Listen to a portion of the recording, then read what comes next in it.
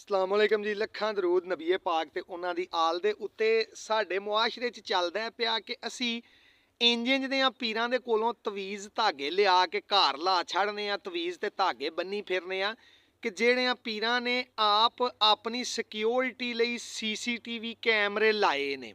ਉਹ ਮਰਾਸੀ ਬਾਵਾ ਸੀ ਨਾ, ਉਹ ਆਪਣੇ ਪੀਰਾਂ ਦੇ ਕੋਲ ਗਿਆ, ਜਾ ਕੇ ਉੱਥੇ ਰਾਤ ਰਿਹਾ ਤੇ ਨਿਕਲਣ ਲੱਗਿਆ ਨਾ ਉਹਨਾਂ ਨੂੰ ਆਂਦਾ ਪੀਰ ਜੀ ਕਿਸੇ ਵੇਲੇ ਸਾਡੇ ਘਰ ਵੀ ਫੇਰਾ ਮਾਰੋ, ਗੁਰਬਤ ਧਮਾਲਾਂ ਪਈ ਪਾਉਂਦੀ ਏ ਤੇ ਤੁਹਾਡੇ ਮੁਬਾਰਕ ਕਦਮ ਸਾਡੇ ਘਰ ਪੈਣ ਤੇ ਹੋ ਸਕਦਾ ਹਾਲਾਤ ਬਦਲ ਜਾਣ।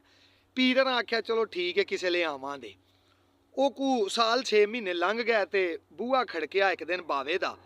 ਬਾਵੇ ਬਾਹਰ ਜਾ ਕੇ ਵੇਖਿਆ ਤੇ ਜਨਾਬ ਅੱਗੇ ਪੀਰ ਹਰੀ ਬਜ਼ਾਤੇ ਖੁਦ ਤਸ਼ਰੀਫ ਫਰਮਾ ਸਨ।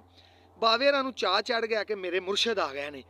ਉਹਨੇ ਅੰਦਰ ਵਾੜਿਆ, ਬਾਇਆ ਪੀਰਾਂ ਨੂੰ ਉਹਨੇ ਆਖਿਆ ਕਿ ਆ ਵੇਖੋ ਕਿਵੇਂ ਦੇ ਹਾਲ ਹਵਾਲ ਨੇ, ਗੁਰਬਤ ਨੇ ਬੜਾ ਤੰਗ ਕੀਤਾ ਆਵੇ। ਪੀਰਾਂ ਆਖਿਆ ਚੱਲ ਮੈਂ ਤੈਨੂੰ ਗੁੜ ਦਮ ਕਰਕੇ ਦੇਣਾ ਵਾ ਤੇ ਤੈਨੂੰ ਸੱਤੇ ਖੈਰਾਂ ਹੋ ਜਾਣਗੀਆਂ।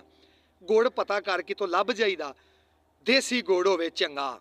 ਉਹਨੇ ਆਖਿਆ ਜੀ ਉਹ ਸਾਡੇ ਪਿੰਡੋਂ ਤੇ ਨਹੀਂ ਲੱਭਣਾ, ਨਾਲ ਦੇ ਪਿੰਡੋਂ ਲੱਭਣਾ ਤੇ ਮੈਂ ਲੈ ਆਉਣਾ ਵਾ। ਪੀਰਾਂ ਆਖਿਆ ਜਾ ਲੈ ਆ। ਹੁਣ ਘਰ ਬਾਵੇਰਾਂ ਦੀ ਬੇਗਮ ਸੀ। ਪੀਰਾਂ ਨੇ ਵੇਖਿਆ ਤੇ ਦਿਲ ਬੇਈਮਾਨ ਹੋ ਗਿਆ। ਉਹ ਬਾਵਾ ਗੁੜ ਲੈਣ ਟੁਰ ਗਿਆ, ਪੀਰ ਹਰੀ ਮਰਾਸੀ ਦੀ ਬੇਗਮ ਦੇ ਦੁਆਲੇ ਹੋ ਗਏ। ਉਤੋਂ ਮਰਾਸੀ ਵੀ ਗੁੜ ਲੈ ਕੇ ਆ ਗਿਆ। ਜਿਸ ਵੇਲੇ ਅੰਦਰ ਵੜਿਆ ਤੇ ਵੇਖਿਓ ਸੂ ਕਿ ਬੇਗਮ ਪੀਰ ਦੇ ਨਾਲ ਗਿਟਮਿਟ ਕਰਦੀ ਏ ਪਈ। ਮਰਾਸੀ ਬਾਬਾ ਤੈਸ਼ 'ਚ ਆ ਗਿਆ। ਉਹਨੇ ਜਨਾਬ ਲਿੱਤਰ ਹੱਥ ਕੀਤਾ, ਕੁੱਟ ਕੇ ਪੀਰ ਨੂੰ ਧਰਿਆ। ਮਹੱਲਾ ਸਾਰਾ ਇਕੱਠਾ ਹੋ ਗਿਆ, ਚੌਰੀ ਵੀ ਮਹੱਲੇ ਦਾ ਆ ਗਿਆ। ਉਹਨਾਂ ਆ ਕੇ ਆਖਿਆ ਹੋਇਆ ਕੀ ਆ, ਕੋਈ ਗੱਲ ਤੇ ਦੱਸ।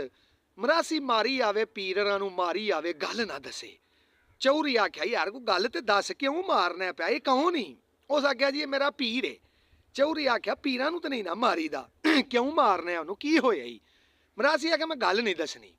ਚੌਰੀ ਵੀ ਤੰਗ ਆ ਗਿਆ। ਉਹਨੇ ਕਹਾ ਮਰੇ ਮੌਲਾ ਲਈ ਕੋਈ ਗੱਲ ਤੇ ਦੱਸ ਹੈ ਕੀ ਆ? ਮਰਾਸੀ ਆਖਿਆ ਭਾਈ ਚੌਰੀ ਗੱਲ ਇਹ ਵੇ, ਇਹਨੂੰ ਆਪਣੇ ਘਰ ਲੈ ਜਾ ਤੇ ਆਪ ਨਾਲ ਦੇ ਪਿੰਡੋਂ ਗੁੜ ਲੈਣ ਟੁਰ ਜਾ। ਜਦੋਂ ਵਾਪਸ ਆਏਗਾ ਤੇ ਤੈਨੂੰ ਪਤਾ ਲੱਗ ਜਾਏਗਾ ਗੱਲ ਕੀ ਏ।